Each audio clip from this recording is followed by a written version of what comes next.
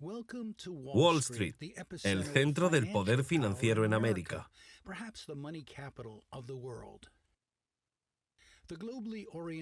Las empresas globales con sede aquí tienen una enorme influencia en las políticas de este país.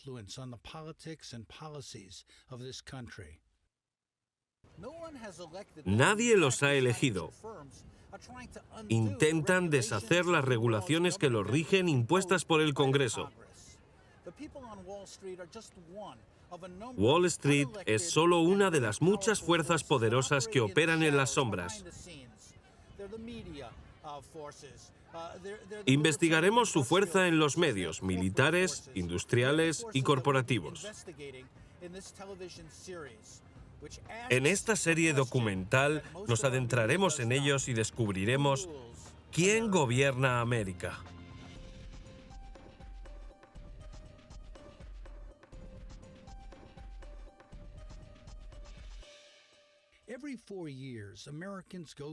Cada 4 años los estadounidenses eligen a un presidente.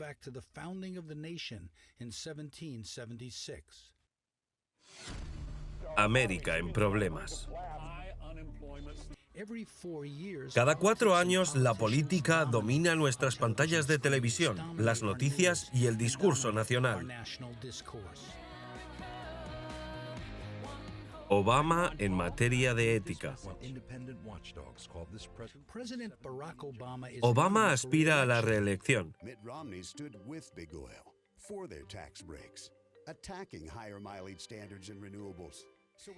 Está en guerra con los republicanos.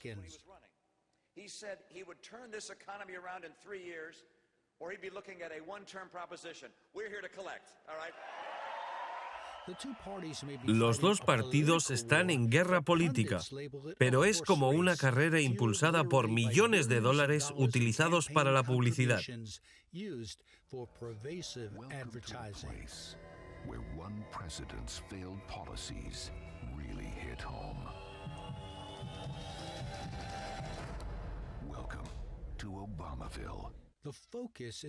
La atención se centra en los personajes políticos.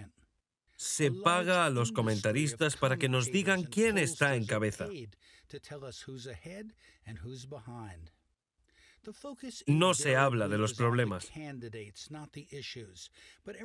Todos saben que las campañas están dirigidas por estrategas, profesionales y expertos.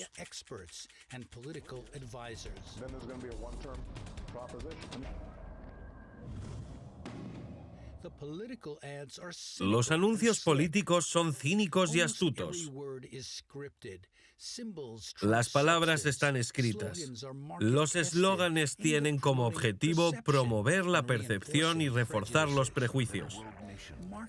El marketing es la misión, vender, no informar. Este espectáculo se presenta como un triunfo de la democracia. Pero ocupar un cargo no significa necesariamente estar en el poder.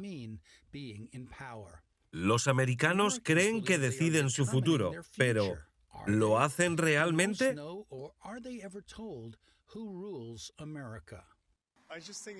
En realidad no puedes verlos. ¿Te refieres a quien gobierna en América? Sí, están detrás de la pantalla. ¿Son invisibles? Para el público en general. ¿Y la gente sabe lo que está pasando? Sí y no. ¿Hasta qué punto sí y hasta qué punto no? A medias. ¿Quién gobierna América? El historiador americano ganador del premio Pulitzer, Eric Foner, afirma que esto plantea muchas preguntas sobre el poder que trabaja en las sombras. ¿Quién gobierna América? No hay un solo grupo. Por un par de generaciones hemos tenido una élite de poder, conexiones de personas en los negocios, política y ejército, que determinan los cambios.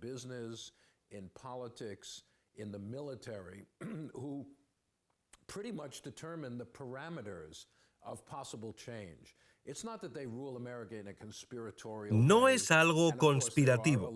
Hay funcionarios elegidos, pero sus acciones están limitadas por el gobierno permanente. Los presidentes van y vienen, pero esa clase dirigente, un complejo militar financiero, realmente determina los límites.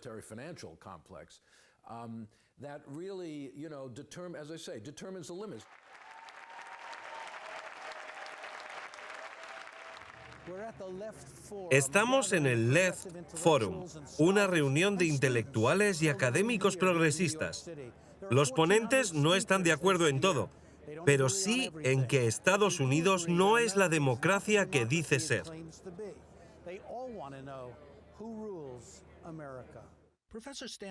Stanley Aronovich escribe sobre los estudios de C. Wright Mills, quien escribió sobre la existencia de una élite de poder llamada el 1%.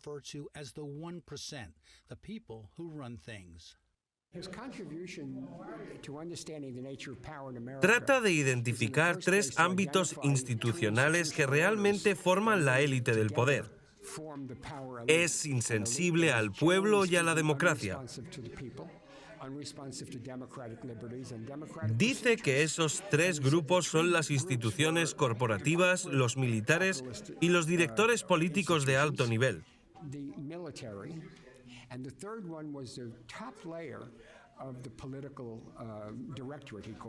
Son los líderes nacionales, la rama ejecutiva del gobierno. El Congreso está en los niveles intermedios del poder. No comparte realmente la decisión de hacer la guerra o sobre la política económica principal. Está básicamente fuera del poder.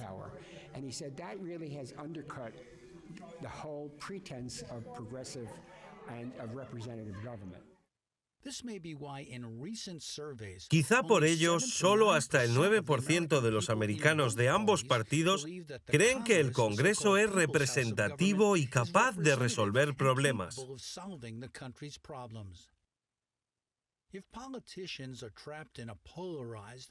Si los políticos están atrapados en un estancamiento polarizado y partidista, ¿quién ejerce el poder de decidir cuáles deben ser las prioridades y políticas del país?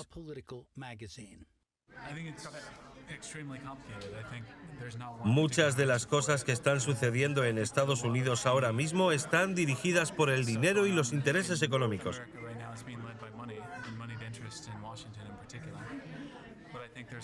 Pero también hay un movimiento emergente desde la base.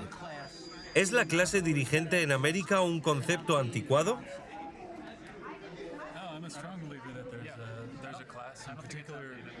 Hay una clase, pero no están escondidos. Es más estructural. Hay ciertos clubes a los que van, ciertas calles en las que viven, se relacionan entre sí. Se lo preguntamos a Erin Crowell, una joven madre de clase trabajadora de una pequeña ciudad que tiene 2 empleos mientras sigue estudiando. ¿Quién gobierna América?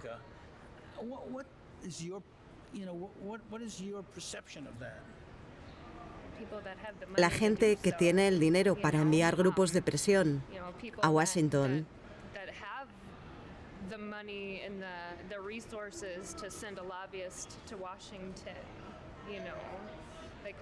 Nadie de mi ciudad puede permitirse hacerlo. No tenemos ninguna manera de podernos defender.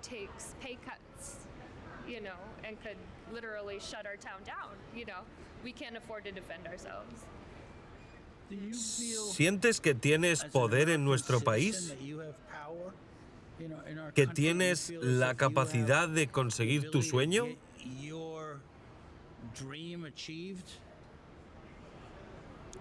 Siento que se me escapa. No creo que lo haga. El sueño para mí es terminar la universidad y cuidar de mí y de mi hijo.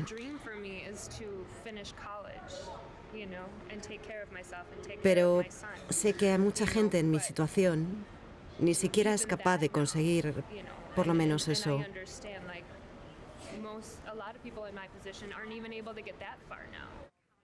Si los ciudadanos que deberían estar al mando no lo están, ¿quién lo está? Los americanos más ricos mandan a través de instituciones no elegidas que actúan en su propio interés. Al final, el Estado y el sistema se fusionan, sostiene el analista político Leo Panitch. Hay una fuerza externa que controla el Estado americano. Es capitalista en su esencia, muy organizado. No lo hace porque haya influencia de Wall Street y de un complejo militar industrial. Lo hace porque está estructuralmente integrado con Wall Street.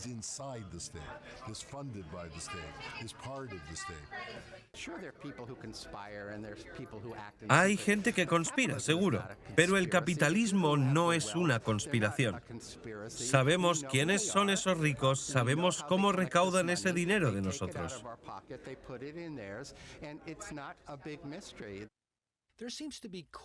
Parece que hay fuerzas corporativas, además de Wall Street, que ayudan a guiar nuestra política y economía. El analista político Michael Clair afirma que la falta de cobertura mantiene al público en la sombra.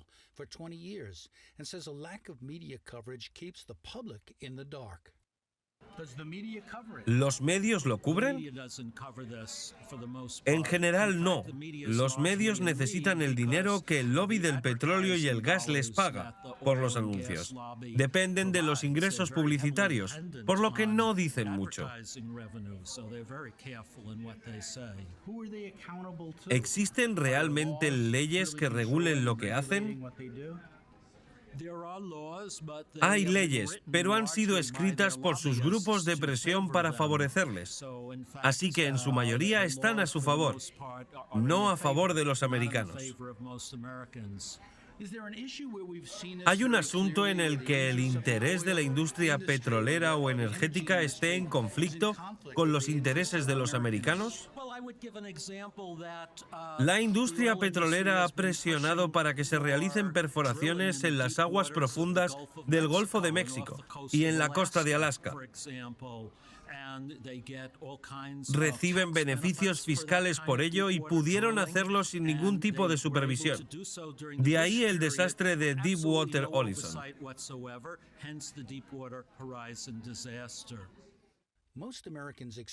La mayoría de los americanos conocen la industria del petróleo en el surtidor de gasolina, donde los precios suelen subir debido a la especulación y también a través de la publicidad televisiva.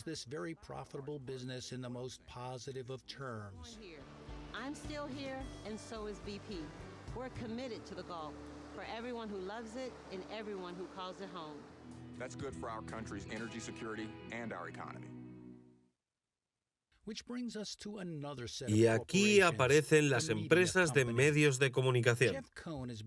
Jeff Cohen ha escrito sobre su impacto en la formación de la opinión de los americanos sobre su país y su sistema de poder. Son los mismos medios que citan a los expertos que empujaron a nuestro país a la guerra con Irak.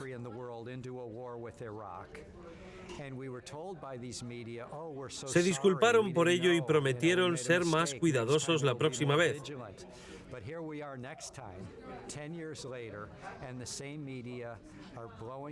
10 años después, los mismos medios nos engañan sobre un programa de armas en Irán que no existe.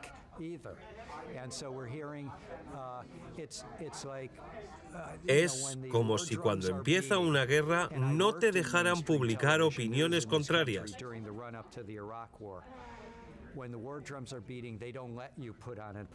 Intentamos publicar las opiniones que mostrarán esa inteligencia que justificaría el ataque a Irak, pero nos quitaron.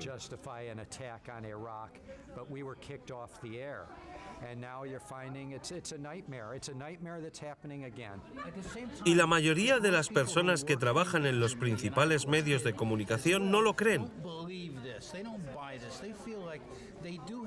Creen que pueden cubrir los temas libremente y que la red es mucho más diversa de lo que se dice desde fuera.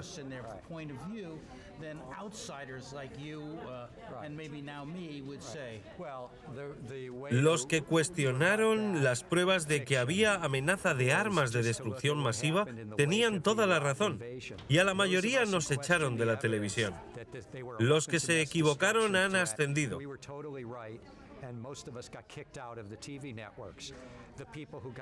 Ciertamente no se ha demostrado en los últimos 10 años cuando los periodistas que tenían razón han sido castigados, sancionados o expulsados de los medios de comunicación. Y los periodistas que se equivocaron tienen hoy más poder del que tenían.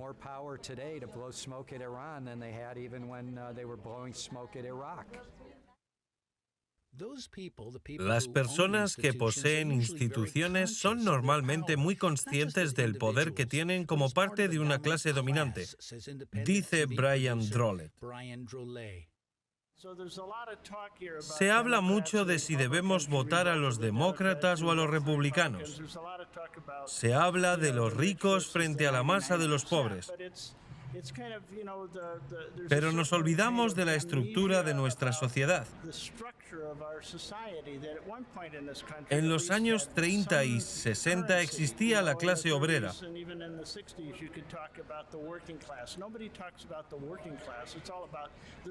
Ahora se trata de la clase media y del 1%, como si no hubiera pobres.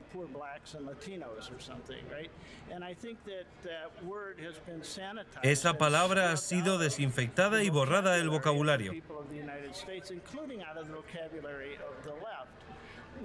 Incluso del vocabulario de la izquierda. La palabra clase ha perdido su poder.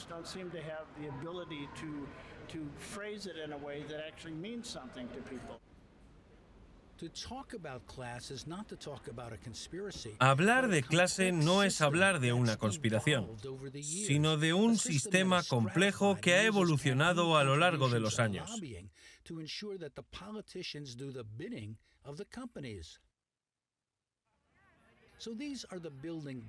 Estos son los pilares del análisis que exploraremos en esta serie.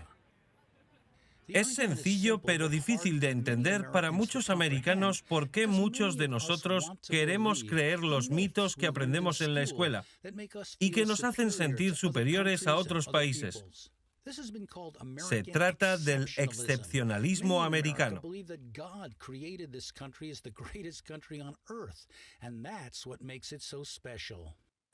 Deberíamos empezar por cómo se fundó Estados Unidos. Roxanne es una líder de los indígenas americanos, los primeros americanos. Había que eliminarlos porque se querían sus tierras.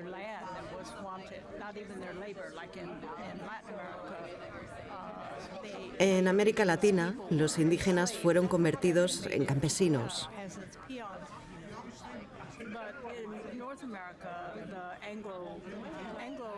Pero aquí, el anglocolonialismo tuvo el objetivo de eliminarlos para poderles quitar sus tierras.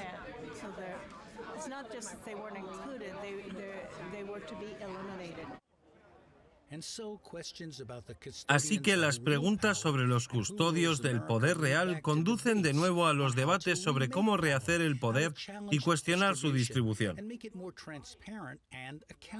Estas son las cuestiones que el movimiento Occupy Wall Street plantea al desafiar al poder institucional para revivir la democracia.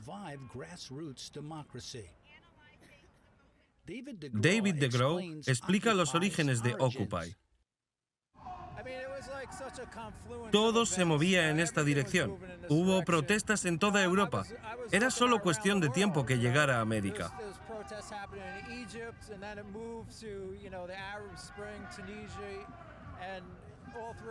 Es solo una progresión natural para aparecer aquí. Aparece aquí porque a pesar de que la riqueza está tan concentrada, La gente tiene un sistema de medios de comunicación donde están tan propagandizados y se sienten aislados.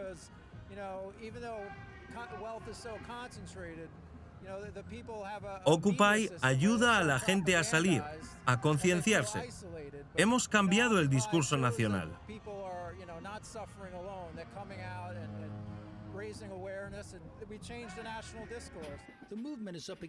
El movimiento se enfrenta a poderosas fuerzas con dinero, a las fuerzas policiales y a la clase política.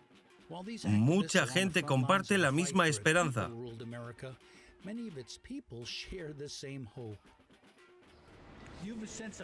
¿Es importante tu clase en este país, como la clase alta?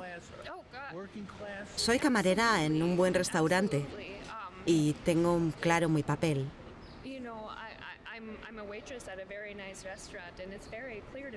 Lo puedes saber solo por el diálogo con la gente.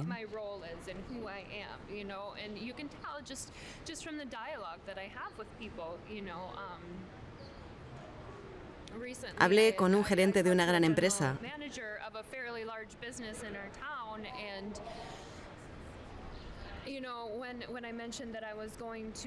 Si vieras su cara cuando mencioné que iba a una escuela pública,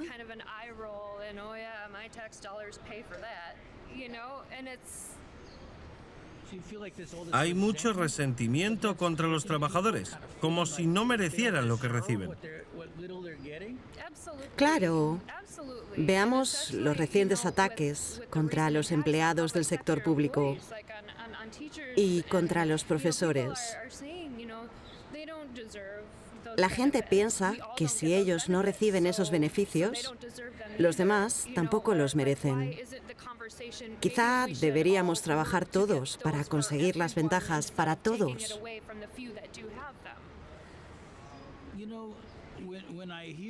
Me doy cuenta de que vivimos en un país en el que el sueño se le escapa a mucha gente y no se siente poderosa. No sienten que puedan hacer algo, cambiar las cosas.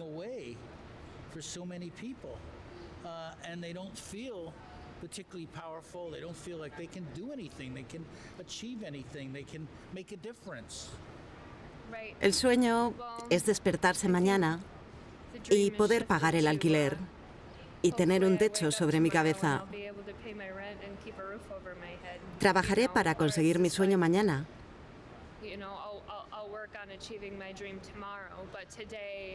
Pero hoy tengo que ir a clase y hacer mi trabajo. Y dormir un par de horas.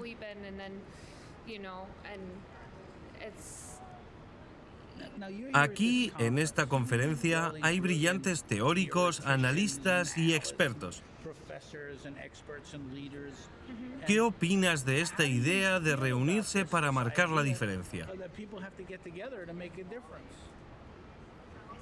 Es fantástico poder estar aquí con ellos, porque quiero aprender. Creo que mi trabajo es aprender de estas mentes brillantes y así poder llevar esto a la gente, mostrarles y explicarles, ya que no tenemos acceso a este tipo de cosas a diario. Así que espero tratar de iluminarlos un poco.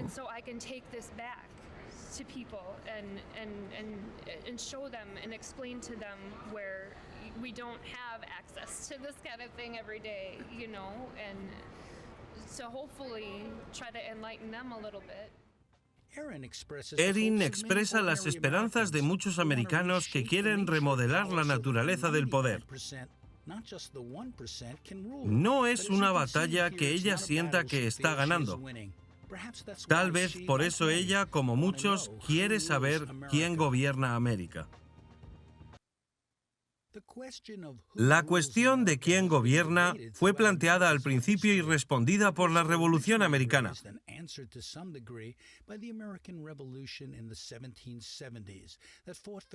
que luchó por la independencia de los británicos, para que los americanos pudieran gobernarse a sí mismos.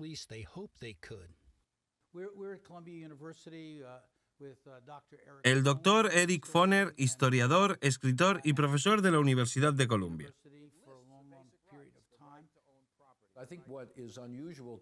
Hoy el grado de desigualdad es inusual. Nunca antes los ricos se habían quedado con una parte tan grande de los ingresos nacionales. La brecha es mayor que nunca. Además, Occupy Wall Street no es un movimiento de agricultores o de obreros. No tiene la misma base. La gente tiene que aprender la historia. Eso es parte de nuestro trabajo.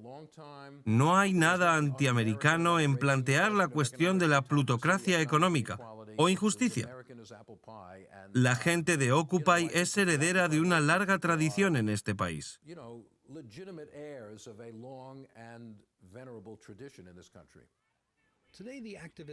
Los activistas de Occupy luchan por la independencia y la justicia económica frente a la dominación de una pequeña élite en nombre de la mayoría.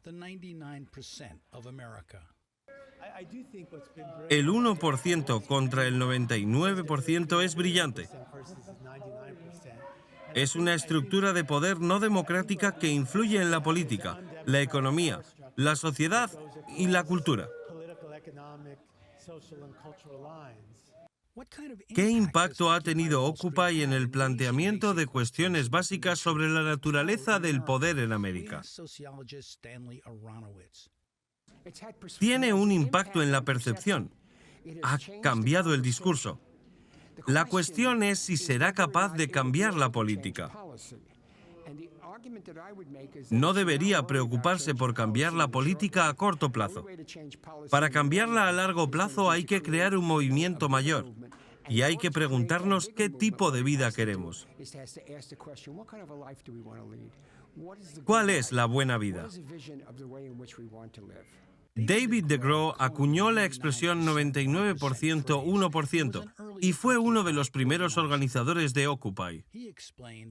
Explicó por qué es tan urgente saber quién gobierna América. Los grandes bancos y la riqueza concentrada han amañado el proceso político. Tenemos un país en el que los millonarios americanos tienen 46 billones de dólares, una cifra asombrosa. Pero en la última generación toda la riqueza ha ido a esa élite, el 1%. Hay 400 personas que tienen tanta riqueza como la mitad de la población.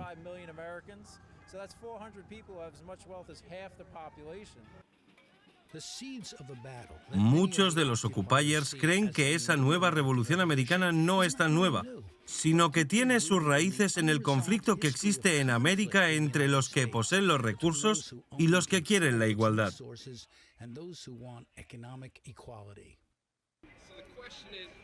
Entonces, ¿quién gobierna América? Es una pregunta curiosa porque se habla de poder. América es un negocio, como la tierra robada, la propiedad.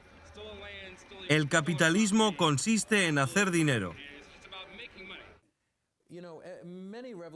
Muchas revoluciones empiezan en la cima. La gente que comenzó la lucha contra Gran Bretaña eran comerciantes en Boston y Nueva York, propietarios de plantaciones en Virginia. La mayoría de los fundadores en Virginia tenían esclavos, pero tuvieron que apoyar al pueblo. Y entonces la gente empezó a exigir. Los esclavos comenzaron a exigir la libertad. Las mujeres empezaron a exigir mayor igualdad. Cuando una clase privilegiada comienza la resistencia, no dice cómo va a ser todo el proceso.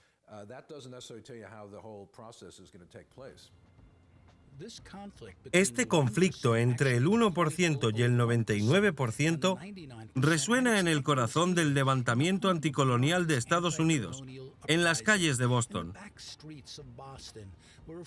lugar de conmemoración de una masacre por parte de los británicos y de una lucha por la libertad.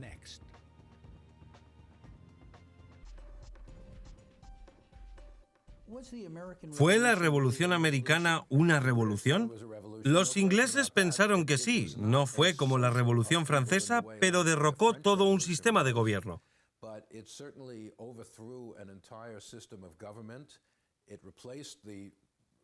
Sustituyó a la clase dirigente por otra y planteó estos problemas de igualdad.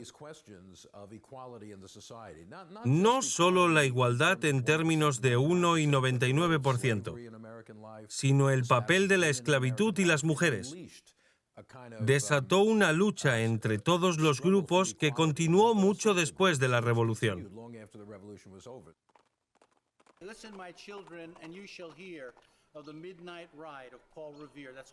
La cabalgata de medianoche de Paul Revere es uno de los poemas más famosos de la Revolución Americana. Estamos aquí, frente a la estatua de Revere, el hombre que alertó a todo Massachusetts de la llegada de las tropas británicas. ¿Qué tipo de revolución fue? ¿Qué ocurrió en Boston? ¿Qué hemos aprendido? Miles de turistas y estudiantes visitan cada día estos monumentos, pero la mayoría desconoce lo que realmente ocurrió y repite los mitos.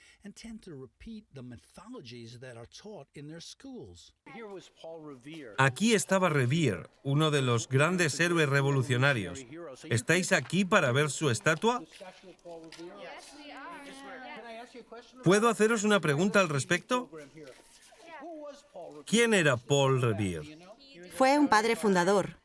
Escribió la cabalgata para advertir sobre los británicos. ¿Sabéis que era un hombre de negocios muy rico aquí en Boston? ¿Quería unirse al ejército continental y lo rechazaron? No lo sabía. ¿Sabíais que aquí estaba una clase mercantil, el 1%, que gobernaba en muchos aspectos y la gente no tenía derecho a decir nada porque entonces había esclavos, siervos?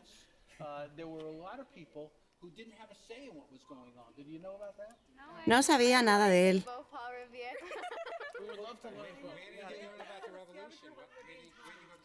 No presto atención en la clase de historia. Mi hermano Bill ha enseñado historia a los estudiantes durante muchos años y ha seguido varios debates sobre nuestra historia. ¿Fue un levantamiento popular o fue dirigido por las élites aquí en Boston? Las dos cosas. El pueblo odiaba a los británicos y participó en revueltas y boicots. Pero entonces había el 1%. Los líderes de la revolución la dirigieron. No utilizaban palabras como libertad para que la gente se olvidara de su propio descontento en las colonias y de sus propios intereses. La clase empresarial no quería más impuestos sobre sus productos. Querían competir con los productos británicos y como resultado hubo el Tea Party. Y había comerciantes como John Hancock que se dedicaba al contrabando de mercancías. No querían pagar los impuestos británicos. Cuando se codificó esta revolución en la Convención Constitucional, la gente que fue invitada fueron los grandes terratenientes, la clase mercantil.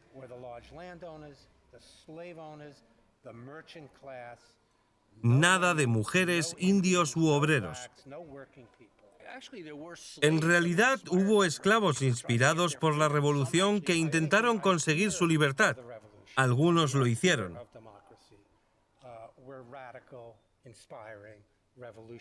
La idea de la revolución y la democracia eran radicales, inspiradoras, revolucionarias. Puede que incomodara a los líderes, ya que algunos de ellos tenían esclavos, no querían que esto se hiciera viral.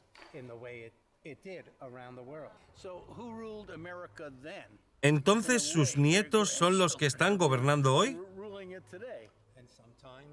Y a veces los descendientes directos de esa gente.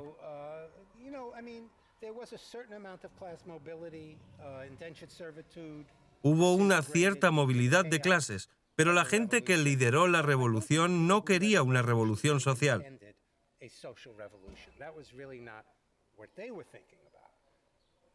Después de la revolución, gente como Daniel Chase, un granjero y capitán en la revolución, trató de organizar otra revolución contra los que reemplazaron a sus patrones ingleses. los líderes coloniales.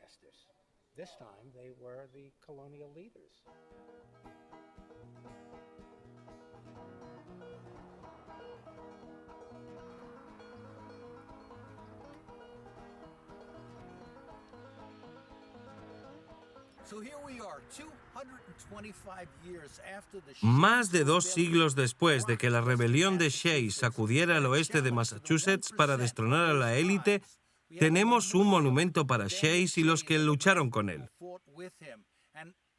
Aquí se colocan banderas americanas en su lápida en señal de apoyo a los valores por los que luchó.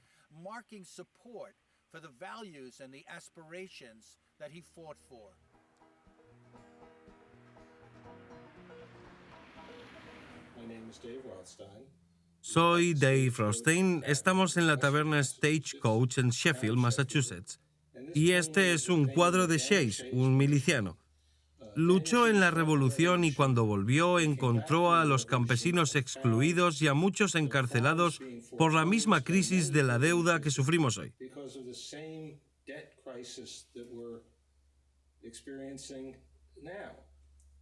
Hay muchas similitudes, pero esencialmente la promesa de la revolución era anular la deuda externa, con todo. Los agricultores descubrieron que la deuda era aún mayor y los bancos eran aún más severos. Hoy en día la rebelión de Shays está olvidada, pero vive en YouTube. Shays now unsheathed his sword and ordered the fife and drum players to strike up a tune. The men began marching in cadence. La ironía, dice Eric Foner, es que Shays no era más que un líder de masas. De hecho, los opositores la llamaron rebelión de Shays. Así que olvidemos a Shays como persona y pensemos en él como movimiento popular. Los granjeros, los obreros que salieron a la calle. Pero no instalaron un gobierno que se supone que representa al pueblo. Mientras tanto, son los banqueros, terratenientes y comerciantes los que se benefician de todo. Fue el primer movimiento Occupy Wall Street. Presentaron una solicitud de reparación al gobierno en Boston y este la ignoró. Y todavía tenían sus armas. Fueron a estos sitios de la corte y pusieron piquetes. Y tuvieron cierto éxito hasta que se formaron milicias privadas para reprimirlo.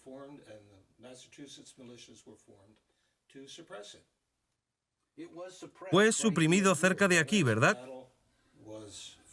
La última batalla tuvo lugar en Sheffield. La dirigió el brigadier Ashley, cuya casa todavía está aquí. El coronel Ashley y sus padres fueron unos de los héroes de la revolución. Si muchos americanos blancos se sintieron decepcionados por los logros de la revolución, ¿qué pasa con los negros y los nativos americanos? En 1730, cuando se incorporó Sheffield, había 30 familias negras en Sheffield. La mitad eran esclavos y la otra mitad libres. Elizabeth Freeman, una sirvienta de la casa de los Ashley, escuchó toda la charla sobre la Declaración de Independencia de Massachusetts durante la cena. Ella pensó que tal vez podría calificarse, y de hecho se presentó en la corte y ganó su libertad. Así que la corte estaba dando la libertad por un lado y suprimiendo la libertad por el otro. Años después, una pequeña comunidad negra se convirtió en el hogar de un joven que se haría el líder de la lucha por los derechos civiles y por la igualdad racial. En el centro de Great Barrington hay un mural que conmemora sus contribuciones políticas e intelectuales. Incluye citas de Barack Obama y Martin Luther King. Hablamos del Dr. William Edward Burghat Du Bois.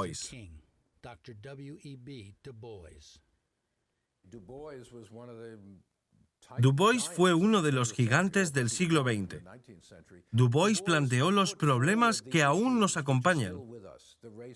La cuestión racial en América es el problema de la línea de color. Sigue siendo un problema en este país y fuera de él. Du Bois habló de la igualdad económica y de cómo conseguirla. Es un escritor y pensador brillante, y mucho de lo que dijo sigue siendo relevante. ¿Y los indígenas? Debían ser eliminados porque lo que se quería era su tierra, ni siquiera su trabajo. Roxanne forma parte de los movimientos indígenas en Estados Unidos y dice que los indígenas estaban siendo exterminados. Le preguntamos por la revolución. No fue una revolución, fue una guerra de independencia del poder colonial. Pero no fue una revolución anticolonial como las de Sudamérica o Haití. Así hay muchos relatos diferentes sobre los orígenes de los Estados Unidos. Estados Unidos, por supuesto, fue fundado como un estado de pobladores.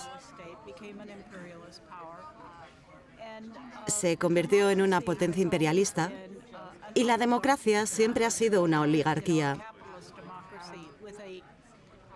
Una democracia capitalista con una retórica de populismo que está fuertemente basada en la raza. Si eres negro, un esclavo, eres indígena. Si eres blanco y colono, puedes ser un rey, un propietario.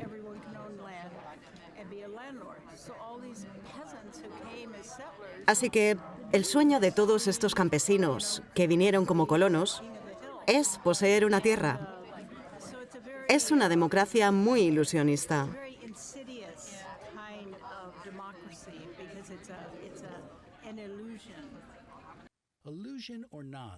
Con todo esto, este es un tema que debe ser examinado si queremos entender quién gobierna América, los orígenes del 1%. Es una parte de la historia que la mayoría de los americanos probablemente desconocen. ¿Te parece que muchos de los americanos no saben todo acerca de su propia historia? Hay muchos estudiantes a los que enseñé que nunca estuvieron en el lugar en el que estamos ahora. Y creo que muchos niños no sabían de esa historia más allá de los campos de batalla locales y demás. La otra cosa sobre la Guerra de la Independencia es que empezó aquí en Boston, pero pronto se involucraron los británicos, los holandeses y los franceses. Se convirtió en una guerra internacional, todos luchando en la tierra americana. Y la intervención francesa fue muy decisiva para nuestro éxito. Hubo otras personas involucradas, pero creo que la idea en sí misma ha jugado un papel revolucionario en la historia. Pero la idea no creó una profunda revolución social en América. Y hasta el día de hoy la gente se distrae con palabras como libertad y justicia de la misma manera.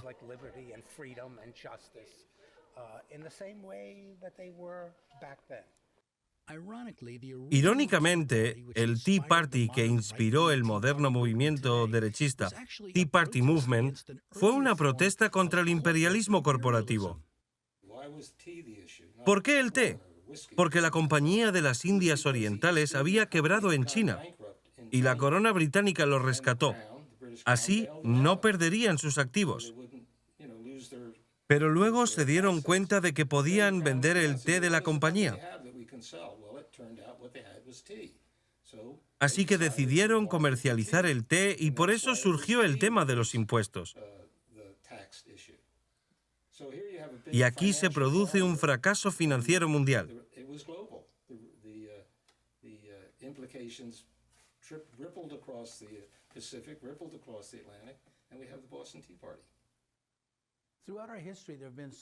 Ha habido una especie de teorías conspirativas sobre esto.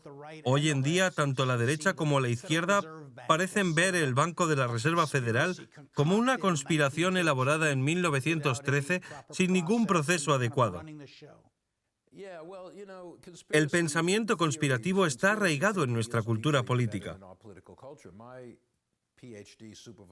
Ya sea que los católicos antes de la Guerra Civil trataran de debilitar a los Estados Unidos o que otros grupos en diversas épocas, los inmigrantes, trataran de destruir la cultura americana. O la Comisión Trilateral que supuestamente gobernaba el mundo entero. Ahora la Reserva Federal. Si solo aboliéramos el Banco de la Reserva Federal, todo volvería a una utopía del pasado.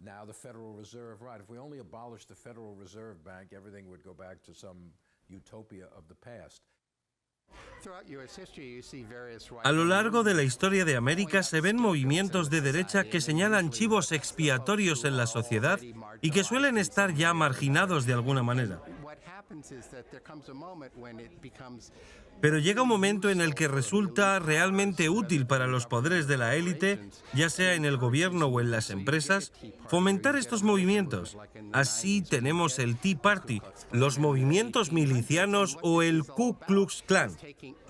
Y esto consiste en reclutar gente furiosa, blanca y privilegiada, que piensa que va a caer por la pendiente socioeconómica.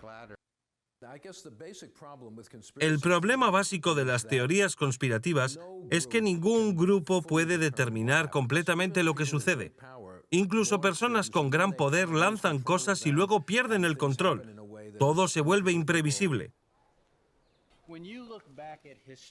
Al mirar atrás en la historia se pueden ver todas esas fuerzas, pero hoy, de alguna manera, en las noticias nunca las vemos.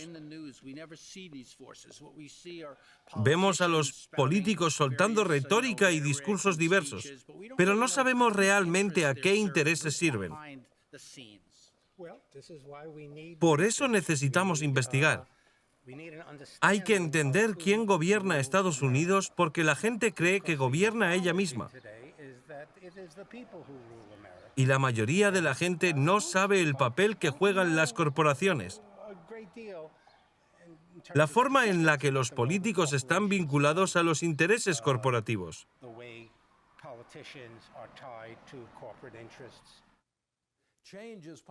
El cambio es posible. Cuando se trata de quién gobierna América y de una élite de poder, no se debe decir que nada es posible, que todo está bajo control. Muchos de los principales movimientos populares de nuestra historia nos sorprendieron. Nadie lo esperaba. Lo mismo ocurre con Occupy Wall Street. Nadie esperaba que Occupy Wall Street surgiera de la nada.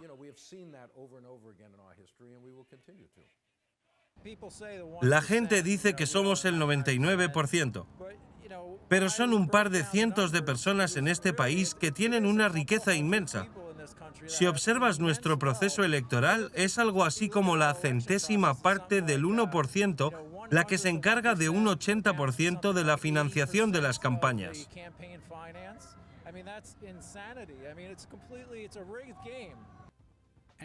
Y ahora, la nueva generación lucha por transformar un país grande y complejo con muchos centros de poder. Pero son pocos los que marcan la diferencia. Una élite hizo la Revolución Americana y una élite sigue gobernando.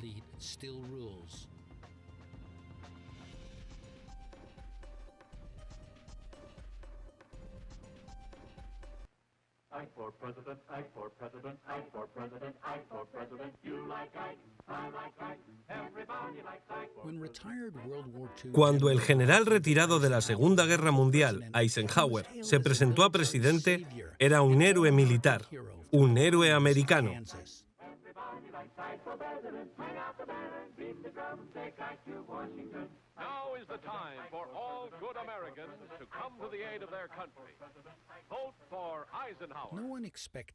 Nadie esperaba que detectara y se opusiera a la aparición de un nuevo poder, el complejo militar industrial.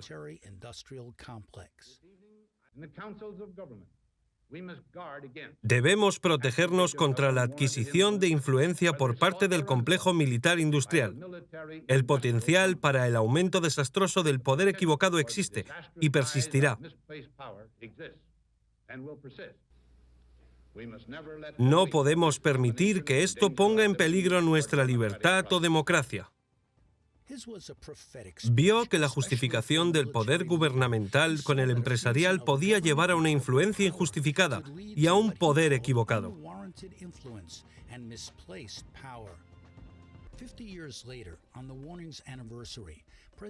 La nieta de Eisenhower, Susan, documentó cómo había crecido el complejo militar industrial. En menos de 10 años, nuestros gastos militares y de seguridad han aumentado un 119%. El nuevo libro sobre el complejo militar industrial de William Hartung explica ese poder. Me contó cómo funciona. Los contratistas militares, el Pentágono, cobran sus intereses a costa de los contribuyentes de la seguridad nacional.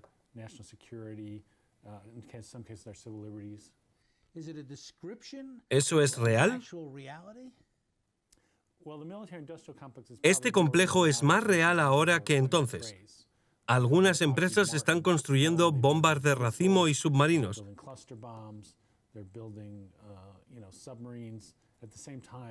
Al mismo tiempo, ayudan a procesar tus impuestos. Manejan bases de datos de huellas digitales para el FBI.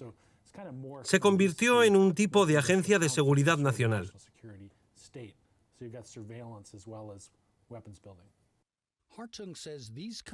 Estas empresas dictan nuestra política exterior. Han acaparado nuestra política exterior y militar por sus intereses. David Swanson cree que el complejo se basa en las guerras para seguir a flote.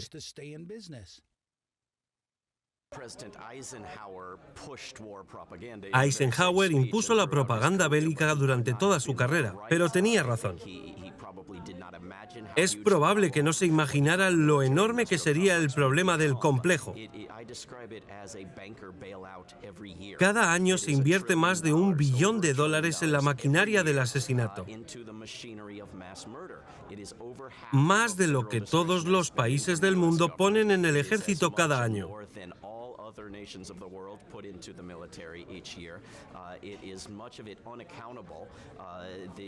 El Pentágono pierde más dinero que el presupuesto de otros departamentos del gobierno.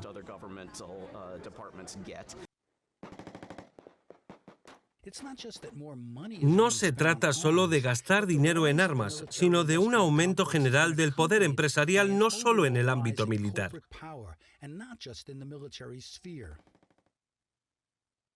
Los contratistas militares tienen ahora una influencia excesiva, dice Sheila Krumholz, del Centro de Política Receptiva.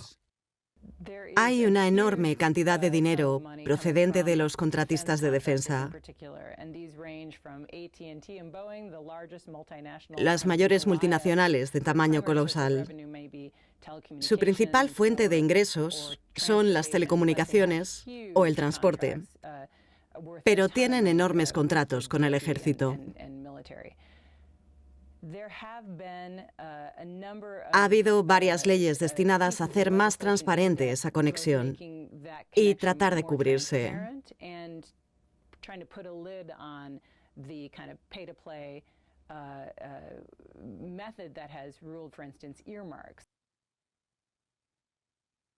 ¿Existe un patrón de empresas militares e industriales que hacen negocios con el Pentágono y que dan dinero a los políticos?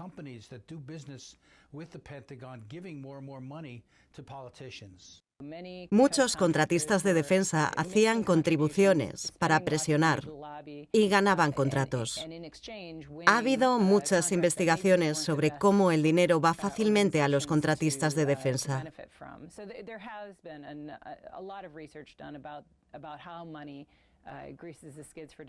Son otras formas de influencia elitista, donde la gente del Departamento de Defensa prepara a la industria privada, donde obtienen enormes sumas de dinero en la industria privada.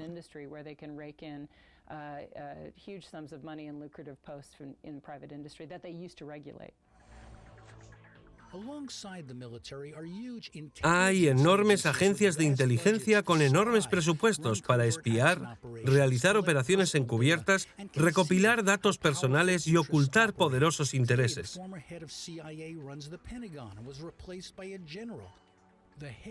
incluso cuando grupos como Wikileaks intentan divulgar información oculta.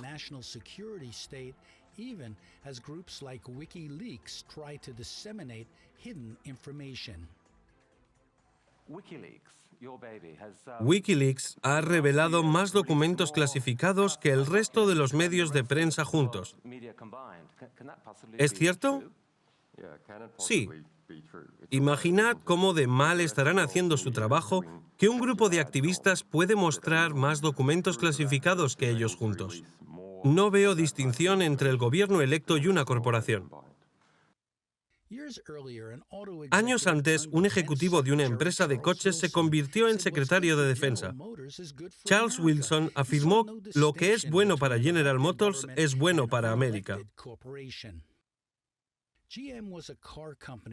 General Motors es una compañía de coches que se convirtió en un proveedor de defensa mantenida a flote por los gastos militares para convertirse después en un prestamista de hipotecas fraudulentas de Wall Street.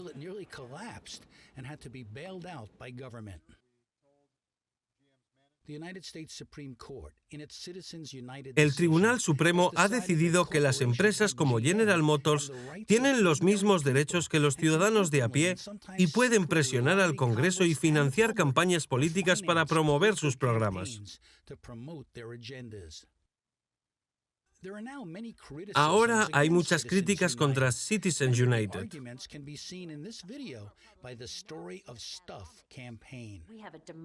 La democracia está en crisis. La mayoría de los americanos creen que las corporaciones tienen demasiado poder y la gente demasiado poco. Unámonos y recuperemos nuestra democracia de sus manos. Es el primer paso para hacer un progreso real en todos los temas que más nos importan. También hay una contracampaña contra el control empresarial de dos donantes políticos multimillonarios,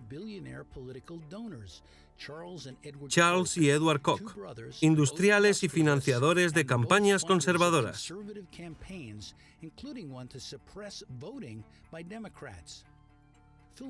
El cineasta Greenwald lo ha distribuido a nivel nacional. Los hermanos Koch tratan de mostrar a la gente de color de lo que son capaces. Estamos sufriendo un golpe de Estado. Vivimos en un Estado corporativo. Edge es un autor superventas y un exreportero del New York Times. Las grandes corporaciones supranacionales gobiernan América.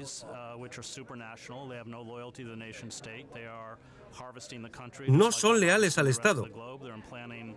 Están cosechando el país y el mundo. Están implantando un neofeudalismo global donde los trabajadores han de ser competitivos. Trabajadores como los de Bangladesh que ganan 22 céntimos por hora. Son intocables y más poderosos que los gobiernos.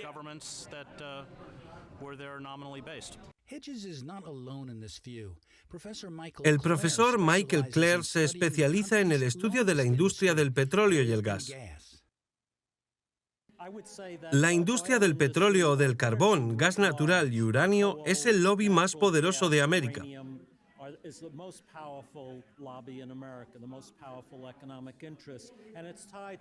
Está ligada a las industrias del automóvil, de la construcción de carreteras y del turismo. Trabajan juntos para mantener a América adicta al petróleo y evitar la transición a los combustibles alternativos. ¿Influyen en nuestra política o en Washington? Son los mayores contribuyentes de las campañas electorales, sobre todo al Partido Republicano.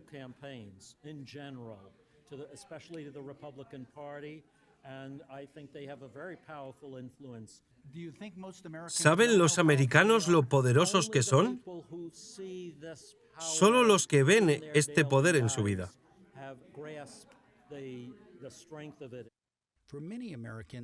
Para muchos, el complejo militar industrial es solo una fuente de empleos. De hecho, los contratistas militares obtienen fondos al prometer empleos.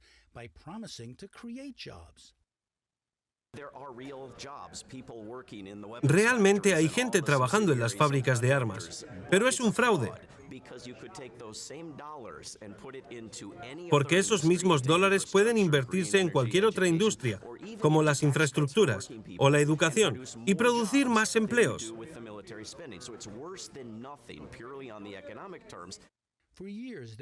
Durante años ha habido protestas contra las guerras de América, pero la mayoría se han dirigido a los políticos, no a las empresas que se benefician de la fabricación de armas.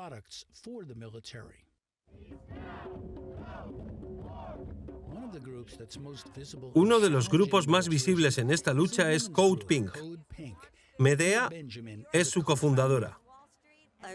Nosotros no gobernamos América, ni los demócratas. Las corporaciones sí. He estado trabajando sobre las guerras y me ha asombrado lo poderosos que son estos fabricantes y contratistas.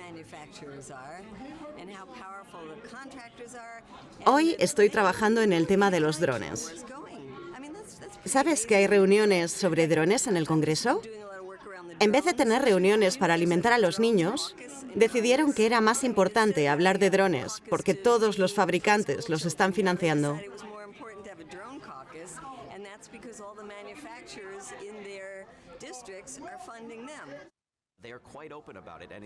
Somos muy abiertos al respecto y más de 50 miembros del Congreso han creado un grupo para los drones, donde promueven el uso y la venta de estos abiertamente. Ahora han autorizado el vuelo de miles de drones en el cielo, por alguna razón, mientras que hay que hablar de los mayores, de los niños, del sistema de salud o de la energía verde.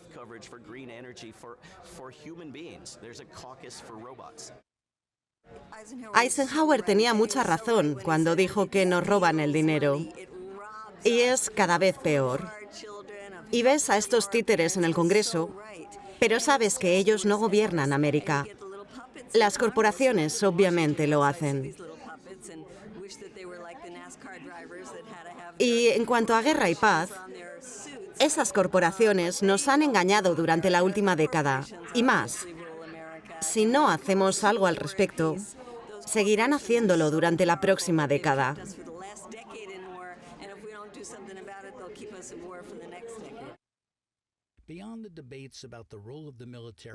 Hay un desafío aún mayor porque América ha evolucionado de una nación a un imperio con bases en ultramar, intereses económicos y negocios turbios por todo el mundo.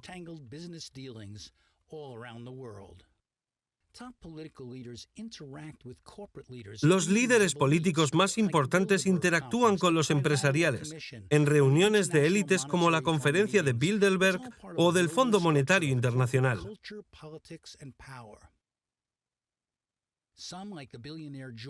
El multimillonario George Soros me dijo que las decisiones del Foro Económico Mundial suelen tomarse entre bastidores, no en eventos públicos.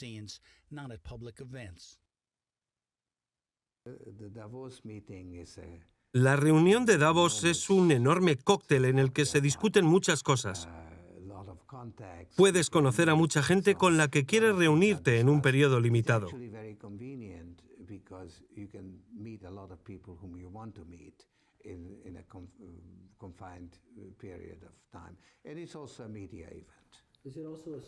¿Es también un símbolo del crecimiento del poder económico excesivo?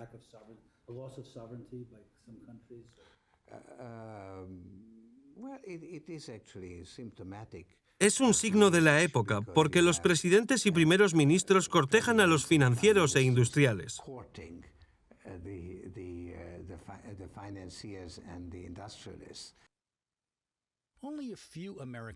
Solo unos pocos entienden cómo la corporatización y la globalización van de la mano. Walter Teague fue uno de los activistas contra la guerra de Vietnam.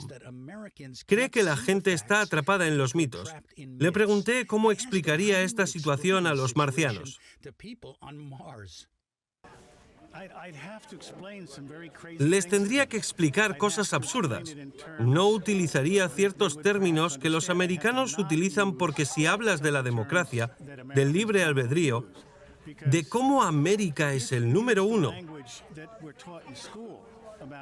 Todos esos términos pueden impedirles entender lo que estás diciendo.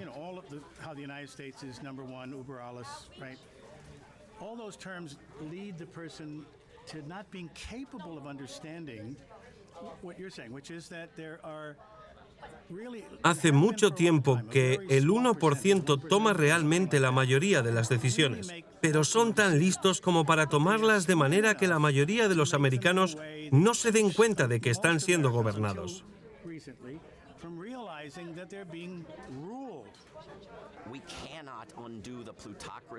Para acabar con la plutocracia, la cleptocracia, hay que acabar con el complejo militar industrial.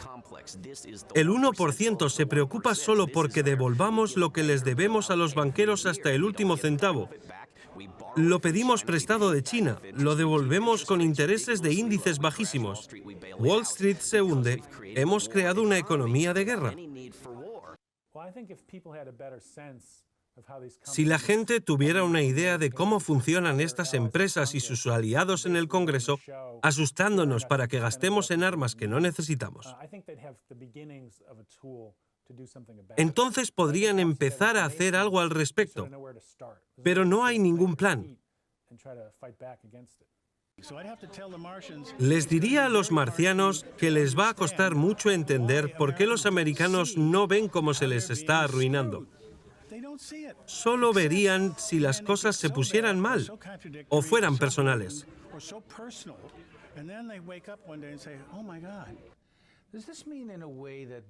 ¿Son una de las fuerzas que gobiernan nuestro país de las que la mayoría de la gente no tiene ni idea?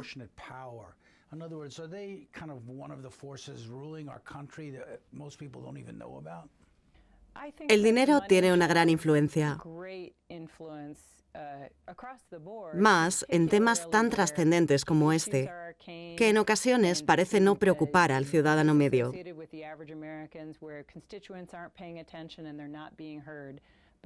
Mientras que no presten atención, no verán lo que hacen en Washington.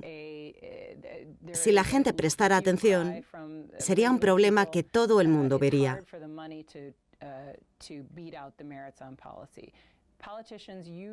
Es difícil ganar al dinero con buenas acciones. Los políticos no dudarán en poner el dinero por encima de la moral.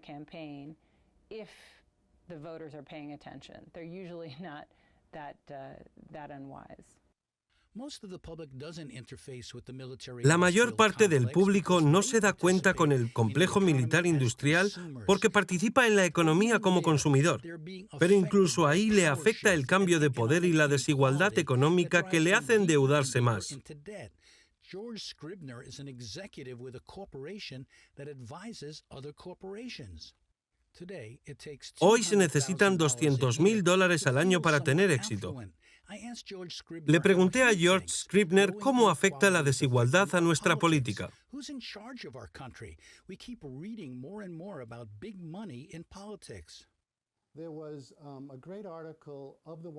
Había un artículo del 1%, creo que en Vanity Fair.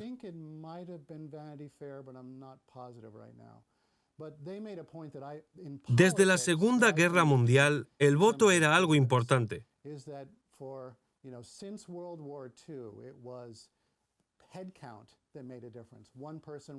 Comparaban el voto de cada persona con $1. Cualquiera que quisiera $1 votaría al que le pagara. Ahora esto no es posible, ya que el dinero está en manos de unos pocos, los políticos y comerciantes.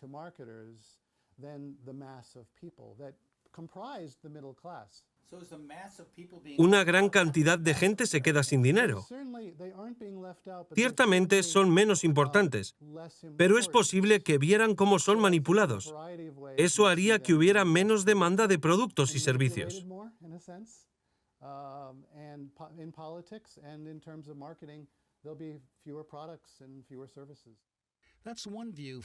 Esa es una visión desde dentro del mundo empresarial. Los americanos tienen menos poder económico y político. La gente con dinero gobierna América porque puede adquirir poder. Lo bueno de América es que creemos que cada uno puede marcar la diferencia. Y hay suficientes oportunidades para hacerlo. Eso me hace pensar que el futuro no será tan malo.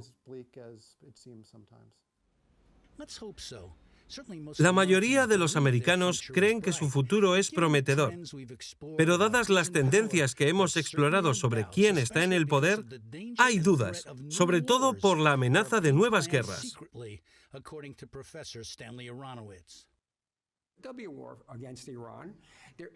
Habrá una guerra contra Irán.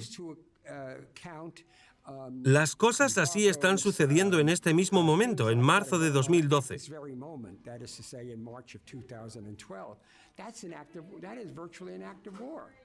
Estamos diciendo a los iraníes, o aceptáis nuestras demandas de no desarrollar armas nucleares, o si no, seguiremos prohibiendo vuestros productos.